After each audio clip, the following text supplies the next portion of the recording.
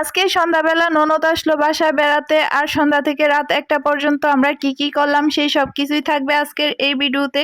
তো সবাই কেমন আছেন? আশা করি সবাই অনেক ভালো আছেন। আলহামদুলিল্লাহ, আল্লাহর রহমতে আমরাও অনেক ভালো আছি। তো ওরা আসার পর সন্ধ্যাবেলা প্রথমেই দিয়ে দিলাম আমার হাতে বানানো কেক আর নুডলস, আর সাথে ছিল কোল্ড ড্রিঙ্কস। আর তারপর এমনিতেই কারেন্ট চলে গেছিল, আর কারেন্ট চলে যাওয়ার পর আমরা একটু ছাদের উপর গেছিলাম, আর ছাদের উপর থেকে এসে আমরা চকলেট নিলাম খেতে। আর এখন আমরাও বসে বসে চকলেট খাবো, আর বাচ্চারাও চকলেট খাবে। তো আমরাও বাচ্চাদের থেকে কোনো অংশে কম না। তো আমি আর আমার ননদও এখানে চকলেট খাচ্ছিলাম, আর বাচ্চারাও চকলেট খাচ্ছিল। চকলেট খেতে কে কে পছন্দ করেন অবশ্যই কমেন্ট করে জানাবেন।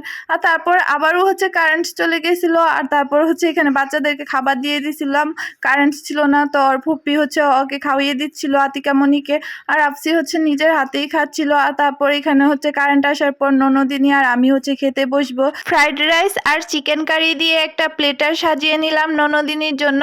এবার আমরা খেতে বসবো, আর সাথে কোল্ড ড্রিঙ্কসও নিয়ে নিলাম।